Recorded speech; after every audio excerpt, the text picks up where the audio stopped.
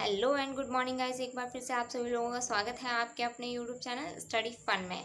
आज है 1 जून 2021 और आज हम करने वाले हैं टॉप 15 करंट अफेयर्स के टॉपिक के बारे में डिस्कस। हर एक टॉपिक के बारे में हम डिटेल में जानेंगे, तो वीडियो के अंत तक ज़रूर बनी रहिए। ये जो करंट अफेयर है वो सभी परीक्षाओं के लिए बहुत ही महत्वपूर्ण है, चाहे वो किसी भी स्टेट के हो। तो चलिए देखते हैं नेक्स्ट आज का हमारा फर्स्ट टॉपिक है भारत सरकार ने हाल ही में पीएम केयर फॉर चिल्ड्रन योजना की घोषणा की है। मतलब जो भारत सरकार है उसने हाल ही में एक घोषणा की है, वो क्या है, पीएम केयर फॉर चिल्ड्रन योजना इसकी है, वो घोषणा की है।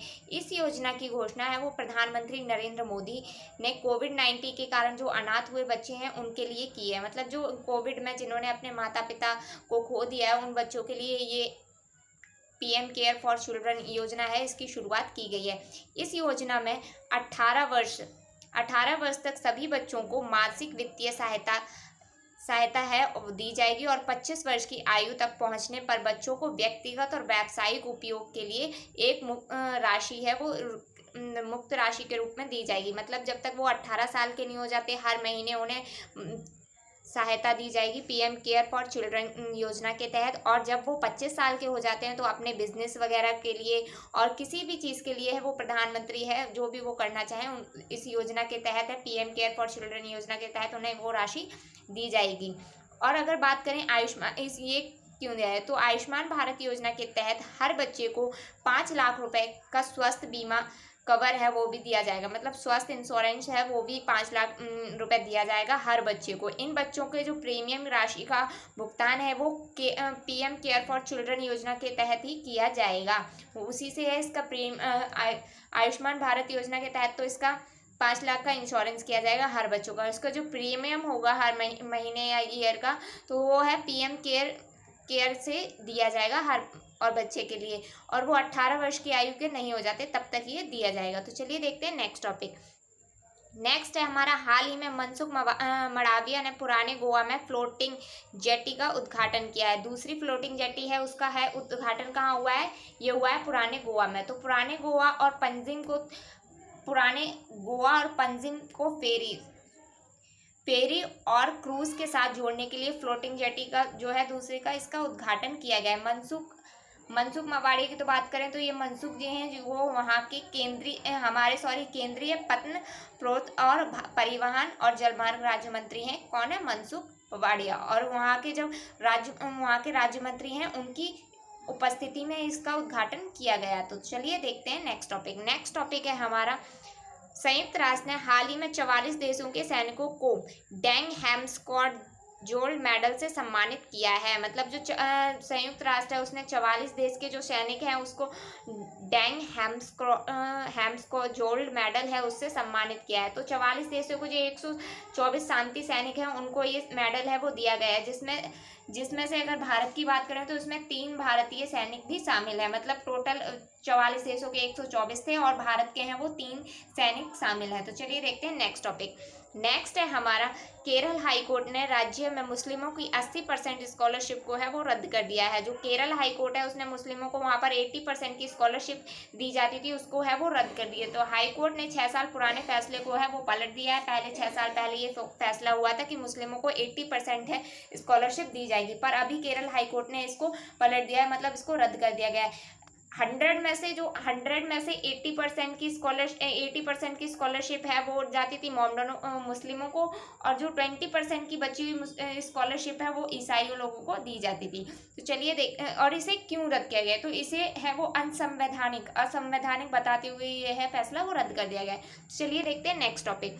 नेक्स्ट है हमारा, हाल ही में विनोद कापड़ी ने 1-2-3-2 kilometre the long journey home पुस्तक है वो लिखी है। मतलब जो विनोद कापड़ी हैं इन्होंने 1-2-3-2 kilometre the long journey home पुस्तक है वो लिखी है। यह पुस्तक है बिहार के 7 प्रवासियों, यहाँ पे सॉरी गाइस 7 नहीं आएगा, यहाँ पे आएगा 7।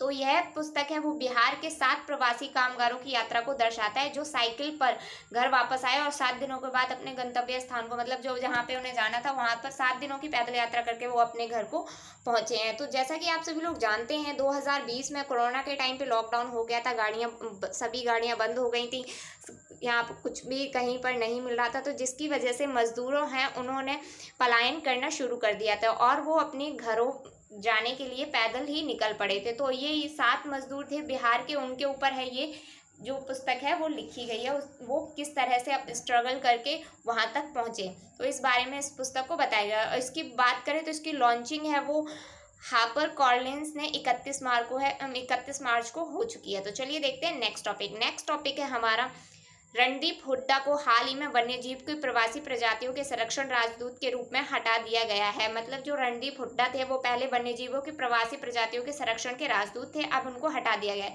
तो इनको हटाया क्यों गया है? तो इनको हटाया गया, उत्तर प्रदेश की पूर्व मुख्यमंत्री हैं जो मायावती, उनका मजाक उड़ाते हुए उन्होंने एक वीडियो है वो वायरल किया था, जिसकी वजह से उन्हें है अब इस पद से है वो हटा दिया गया है। इन्हें फरवरी 2020 में इन्होंने इस वन्यजीव प्रवासी प्रजातियों के संरक्षण के राजदूत के रूप में 2020 में से इन्हें नियुक्त किया गया था और अभी इन्हें हटा दिया गया है। तो चलिए देखते हैं नेक्स्ट है हमारा 31 मई को विश्व भर में विश्व तंबाकू निषेध दिवस है वो मनाया जाता है। मतलब जो 31 मई है उसको पूरे विश्व में विश्व तंबाकू निषेध दिवस है ये मनाया जाता है। इस दिवस का उद्देश्य क्या है मनाने को? तो इस दिवस का जो उद्देश्य है वो लोगों को तंबाकू से सेहत में होने वाले नुकसान के बारे में जागरूक करना है। मतलब जो तंबाकू खाने से हमारी बॉडी पे क्या क्या इफेक्ट पड़ता है, कैसे हमारी बॉडी इंजर्ड होती है एक तरह से, तो उसे खाने से हमें क्या हानि है उसके बारे में, इसको जागरूक करने के बारे में लोगों को इसके लिए ही है मनाया जाता है। तो इस बार 2021 की है वो थीम क्या थी? 2021 की थी थीम कॉमेट टू क्विट, 2021 की थीम थी। तो चलिए देखते हैं नेक्स्ट टॉपिक है हमारा चीन शहर में हाल ही में 6 बलि के गड्ढे खोदे गए हैं। मतलब चीन है उसमें 6 बलि के गड्ढे हैं वो हाल ही में खोदे गए हैं। चीन के पुरातत्वविदों ने 6 गड्ढे खोदे हैं जिसमें सोने के सिक्के, कांसे के मुखौटे सहित लगभग जो 500 कलाकृतियां हैं उसमें निकाली गई हैं। और ये सभी कलाकृतियां हैं वो 300 साल पुरानी है वो बताई जा रही हैं। तो ये कहाँ खोदे गए हैं? चीन शहर चीन शहर में 300 साल पुरानी कलाकृतियां हैं वो मिली हैं। तो चलिए देखते हैं नेक्स्ट है हमारा यूएई में सितंबर अक्टूबर में फिर से शुरू होंगे आईपीएल 2021। यूएई है उसमें सितंबर अक्टूबर में 2021 में आईपीएल जो शुरू होने की संभावना बताई जा रही है। तो आईपीएल 2021 है, जैसा कि आप सभी लोग जानते हैं कोविड के कारण है वो बीच में ही स्थगित कर दिए गए थे और अब यूएई में इसको घोषणा की गई है भारतीय क्रिकेट कंट्रोल बोर्ड के द्वारा कि ये है अब यूएई में होंगे। तो अगर बात करें भारतीय क्रिकेट कंट्रोल बोर्ड यानी बीसीसीआई की, तो बीसीसीआई की जो सचिव है वो है जयशाह, अध्यक्ष हैं सौरभ गांगुली। इसका मुख्यालय महाराष्ट्र में है, इसकी स्थापना है वो दिसंबर 1928 को हुई थी। तो चलिए देखते हैं नेक्स्ट है हमारा जीएसटी परिषद ने कोविड-19 सामग्री पर कर की छूट के लिए 8 सदस्यों का पैनल बनाया है। मतलब जो जीएसटी परिषद है उसने कोविड-19 सामग्री है उसको छूट के लिए जो उस पर टैक्स लगता है उसके लिए जांच करने के लिए जो 8 सदस्यों का पैनल है वो बनाया है। यह गठन है कोविड-19 की राहत सामग्री दरों का निर्णय लेने के लिए किया गया है। मतलब जो कोविड राहत सामग्री है अभी जो घरेलू रूप से निर्मित टीकाकरण है, मतलब जो इंडिया में है उस पर 5% का जीएसटी टैक्स लगाया जाता है, जीएसटी टैक्स है वो लगाया जाता है। जबकि कोविड की जो दवाइयाँ ऑक्सीजन है उस पर 12% का टैक्स लगाया जाता है और सैनिटाइजर, हैंड वॉश, थर्मामीटर पर है वो 18% का टैक्स है वो लगाया जाता है गवर्नमेंट के द्वारा। तो इन्हीं टैक्सों पर विचार करने के लिए जीएसटी परिषद ने है वो 8 सदस्यों का पैनल है वो बना दिया गया। अभी इनमें 8 सदस्य कौन कौन होंगे?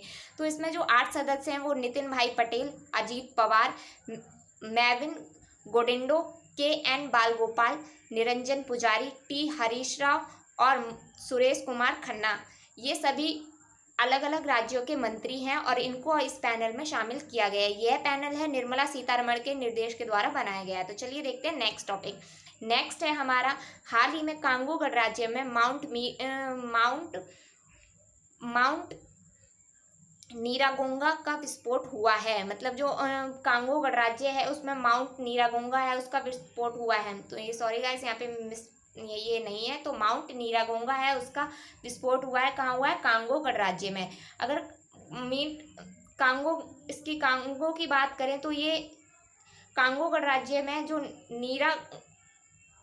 माउंट नीरागोंगा विस्फोट है ये कहाँ हुआ है, तो ये उगांडा के साथ DRC की सीमा के पास है, ज्वालामुखी में से एक है, और यह विरुंगा नेशनल पार्क में स्थित है। मतलब जो ये नीरागोंगा ज्वालामुखी है वो कहाँ स्थित है, विरुंगा नेशनल पार्क के अंदर स्थित है। और ये इससे पहले जो इसका आखिरी बड़ा विस्फोट हुआ था वो हुआ था 2002 में। कब हुआ था, 2002 में। अभी ये कब हुआ है, 2021 में। तो पहले जो 2002 में हुआ था उसमें बहुत ही नुकसान हुआ था, 250 लोग मारे गए थे और कई लोगों ने वहां से पलायन कर लिया था। कांगो की बात करें, अब ये कहाँ हुआ है, कांगो गणराज्य में। कांगो की जो राष्ट्रपति है वो डेनिस सरसो है, प्रधानमंत्री है अनातोले कैलिने, और राजधानी है कांगो की ब्रजनविल, और मुद्रा है कांगोली फ्रैंक। तो चलिए देखते हैं नेक्स्ट टॉपिक। नेक्स्ट है हमारा, CBSE ने कोविड-19 से निपटने के लिए युवा योद्धा आंदोलन की शुरुआत की है। मतलब जो CBSE है उसने कोविड-19 से निपटने के लिए युवा आंदोलन है इसकी शुरुआत की है।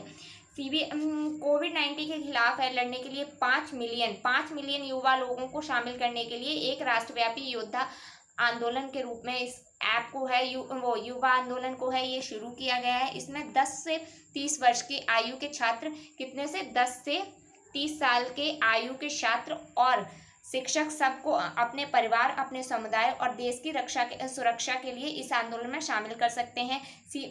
और इसको कोविड से क्या क्या कैसे लोगों को जागरूक करें उसके बारे में इसमें सभी को बताया जाएगा। अब ये किसने की है, CBSE ने। तो बात करते हैं CBSE की। CBSE के अध्यक्ष हैं मनोज आहूजा जी। इसका मुख्यालय दिल्ली में, इसकी स्थापना है वो हुई थी 3 नवंबर 1962 को। तो चलिए देखते हैं नेक्स्ट टॉपिक। नेक्स्ट है हमारा, सरकार ने हाल ही में युवा PM योजना की शुरुआत की है। जो सरकार है भारत सरकार, उसने हाल ही में युवा PM योजना है उसकी शुरुआत की है। ये योजना युवा लेखकों के लिए शुरू की गई है। शिक्षा मंत्रालय के तहत उच्च शिक्षा विभाग ने इस योजना का जो मोटिव है, मतलब वो ये योजना है विशेषकर स्पेशली है वो लेखकों के लिए शुरू की गई है। और इस योजना की जो शुरुआत है वो शिक्षा मंत्रालय के तहत उच्च शिक्षा विभाग के साथ मिलकर है वो की गई है। ये योजना है वो देश में पढ़ने लिखने और पुस्तक संस्कृति को बढ़ावा देने के लिए भारतीय लेखन को विश्व स्तर पर व्यक्त करने के लिए है। वो 30 से कम उम्र के जो युवा हैं, मतलब जिनकी उम्र है 30 साल से कम है, वो लेखक हैं, उनको बढ़ावा देने के लिए इस योजना की है वो शुरुआत की गई है। तो चलिए देखते हैं नेक्स्ट टॉपिक। नेक्स्ट टॉपिक है हमारा, राष्ट्रीय सुरक्षा सलाहकार द्वारा हाल ही में सजग भारतीय तटरक्षक बल को कमीशन किया गया है। मतलब जो राष्ट्रीय सुरक्षा बल सलाहकार है उसको सजग जो है उसको भारतीय तटरक्षक बल को कमीशन किया गया है। राष्ट्रीय सुरक्षा बल सलाहकार अजीत डोभाल ने पूरी तरह स्वदेशी रूप से डिजाइन किया हुआ निर्मित भारतीय स्कॉट गार्ड जहाज सजग को कमीशन किया है। मतलब जो सजग ये स्कॉट गार्ड जहाज है इसको भारतीय सुरक्षा सलाहकार जो अजीत डोभाल जी हैं इन्होंने पूरी तरह से सेटिस्फाई हो गए कि ये स्वदेशी रूप से डिजाइन किया गया, निर्मित किया गया और इसका जो अभी है कमीशन किया गया है।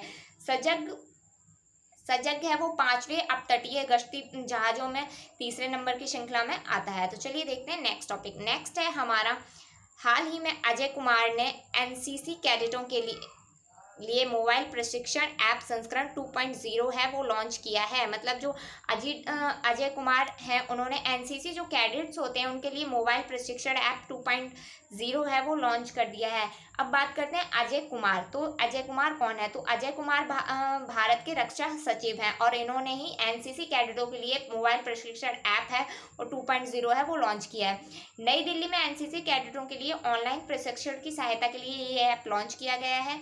और यह ऐप है वो, इस ऐप में NCC से संबंधित सभी महत्वपूर्ण जानकारियां हैं वो एक ही जगह उपलब्ध होंगी। आपको कहीं भी किसी और साइट पे जाने की ज़रूरत नहीं होगी। इसमें NCC के कैडेटों के लिए ये है और ये एक ही जगह मिलेंगी। इसमें किसी NCC रिलेटिव सभी जानकारियाँ। तो अगर वीडियो अच्छी लगी हो वीडियो को लाइक कीजिए, चैनल को सब्सक्राइब कीजिए। Thanks for watching. मिलते हैं नेक्स्ट वीडियो में। Have a nice day.